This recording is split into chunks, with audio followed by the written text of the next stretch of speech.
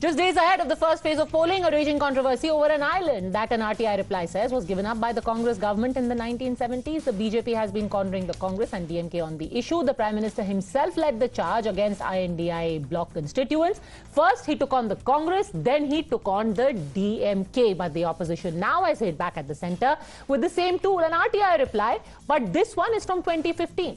Today, the Congress cited that RTI reply from the Ministry of External Affairs only. But this 2015 reply had said categorically that the island in question fell on the Sri Lankan side of the maritime boundary, and the 1974 agreement neither ceded nor acquired the said territory. That is the language of the RTI. Neither ceded nor acquired, since the area was never demarcated. Now, this reply from MEA is from the time when Dr. S. Jaishankar, our current External Affairs Minister, was the Foreign Secretary. Both sides are saying this is competitive politics, facts are being twisted, but does the truth lie somewhere in between? Tamil Nadu के पास समंदर में एक कच्छाथीवू टापू है, द्वीप है। वो द्वीप भारत का हिस्सा था, लेकिन कांग्रेस ने उसको श्रीलंका को दे दिया।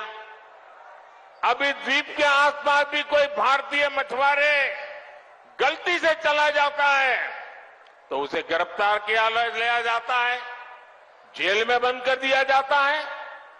आप मुझे बताइए, ऐसी कांग्रेस जो भारत के टुकड़े करने के उनके नेता बात करते हो, जो कच्छथीवु को दे देते हो, क्या वो देश की रक्षा कर सकती है?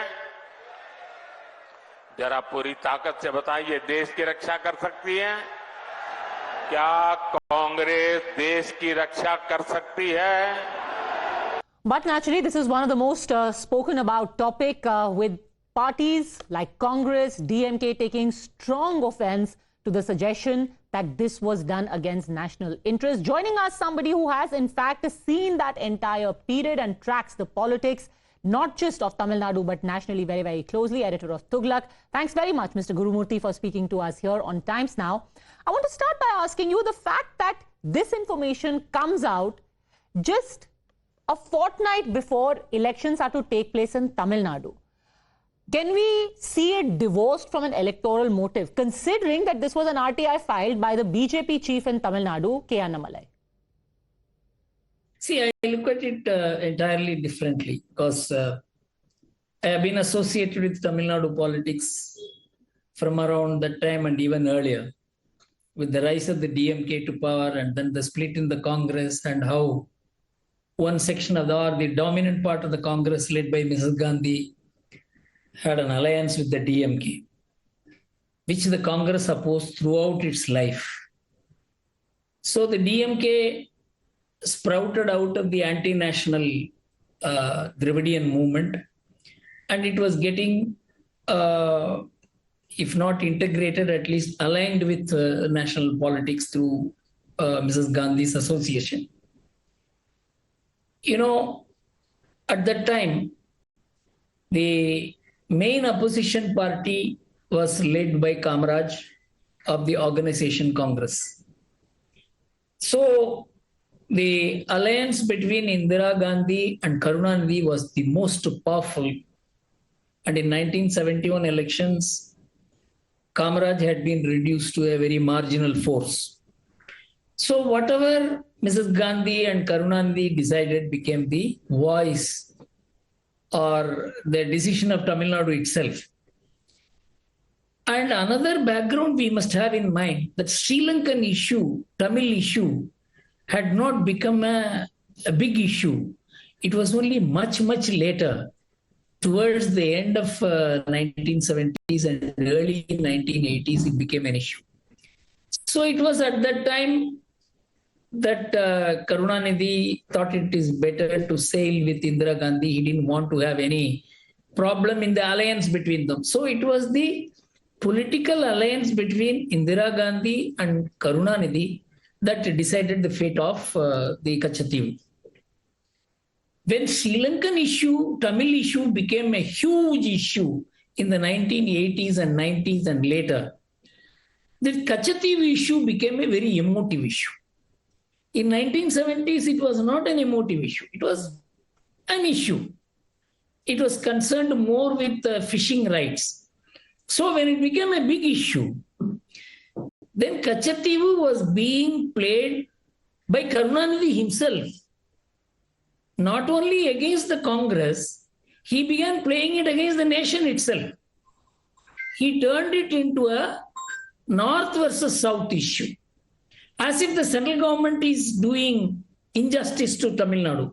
This is the original, the anti-national content of the DMK, which would come out as some kind of anti-North, anti-center. This has been blunted by the current exposure.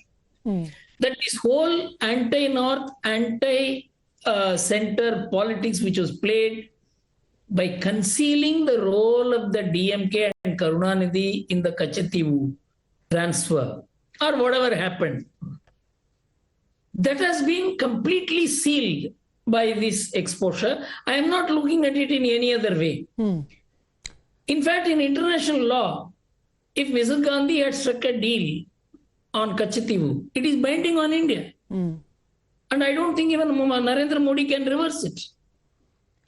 But the politics that was being played, a fraudulent politics against center, against North, to create local sentiments in the name of Sri Lankan Tamils against North and Congress, and then later, whether it is Vajpayee or whatever, this politics has been undone by this exposure. Whether it means something in this coming election or not, I am not bothered. I am not even concerned with it. Mr. Gurumurthy, we'll talk about the politics of the DMK and with regard especially to Katchatheevu in a bit. But in 2015, there was an RTI reply, and I'm sure you've already read of it. But I want to quote from that RTI reply, where it was said that the agreements in 1974 and 1976 did not involve either acquiring or ceding of territory belonging to India.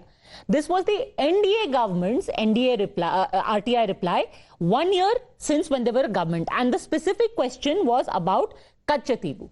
Today, the same government is saying that an integral part of Indian land was given away.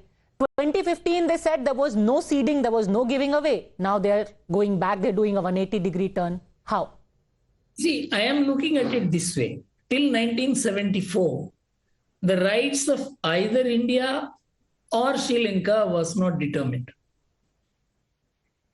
That somewhere both of us had some kind of interest.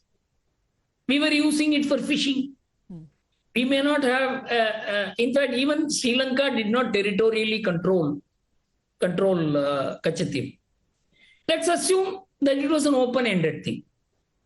And we had fishing rights. Our people could go and fish there. The Sri Lankan Navy could not prevent them. Our fishermen were not harmed. So this was, you take it as an undefined position, which was defined by India excluding itself from that place. I am not getting into the territorial sovereignty of that place. Ceding does not mean merely territory.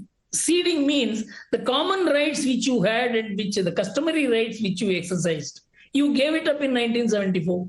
This nobody can deny. So, whatever the government today may say, but that it is bound by what happened in 1974 is public international law. Then you cannot reverse a decision which was taken at that time. But that we had some common rights and the customary rights which the Indian side or the Tamil fishermen were exercising at that time, we gave it up. But in return, what did we get? Because as per the 1976 agreement, we secured the Vajay Bank and we got Sri Lanka to concede the fact that Vajay Bank actually lies within the exclusive economic zone, even though it actually was outside the territorial waters of India. So there are experts who are saying that fine, we gave away Kachchatheevu, but in return we got the Vajay Bank, which at that time was far more important for us. No, I am not saying that the 1974 deal was wrong. Please understand this. My position is that a deal was done. But in Tamil Nadu politics, that was being projected as that you were party to the deal. See, the issue here is the local politics. I am not getting into the geopolitics.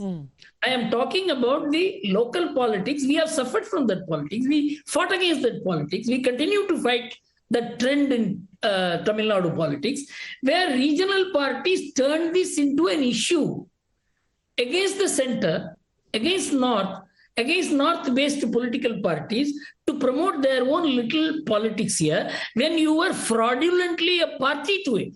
If the Kachchatheevu deal had happened without Karunanidhi's participation, this would not have made a news at all. The news is not whether Kachchatheevu transfer took place properly or not under international law. That's a different issue altogether. That Karunanidhi was a party to it. He said, come on, I support you, but I cannot support you outside. And afterwards you come and say that I opposed it. It was done in spite of me, and it was done by the center. It was done by northern people. You turn it into an anti-national issue. It is the role of the DMK that is the issue in Tamil Nadu. In principle, do you think the 1976 deal was a good one? Because today what is being discussed politically is, was this good or was this against India's interests?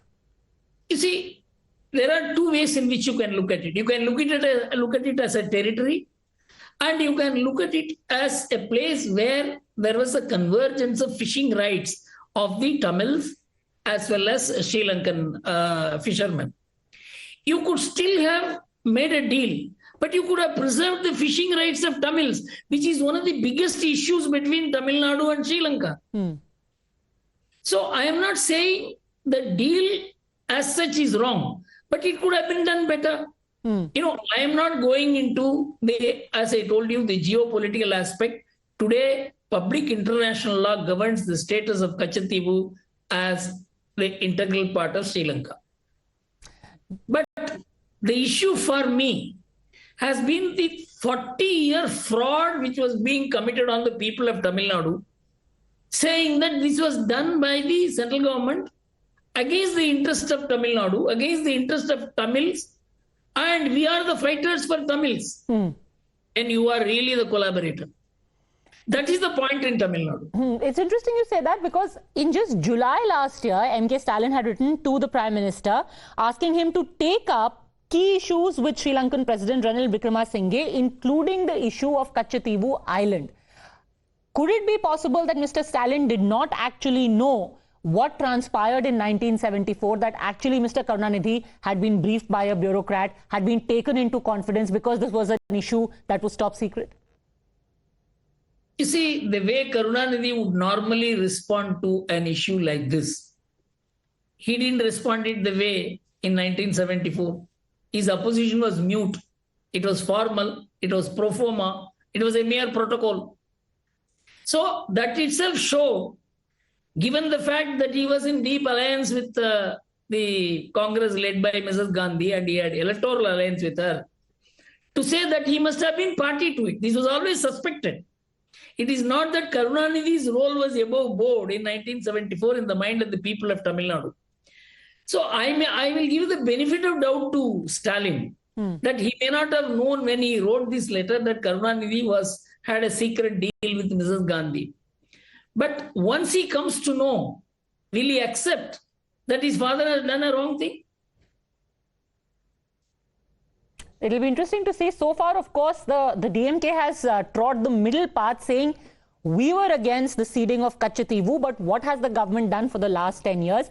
As an observer of politics in Tamil Nadu, do you really think that an issue this old even today has resonance in Tamil Nadu, especially in election? And if yes, to what extent? See, I am of the view that this is not an electoral issue, but that the DMK had been telling lies for the last 50 years is an electoral issue. That you have been misleading Tamil people, that you have been projecting yourself as one who opposed to this when you were party to this secretly. That is the most critical part of the exposure. What Annamalai has done is to expose the DMK. That is the most important thing, because they were committing a fraud on Tamil Nadu. So to that extent, it is an electoral issue. All right. Mr. Gurumurthy, thank you very much for joining us with your wisdom. Thank you. Thank you so much.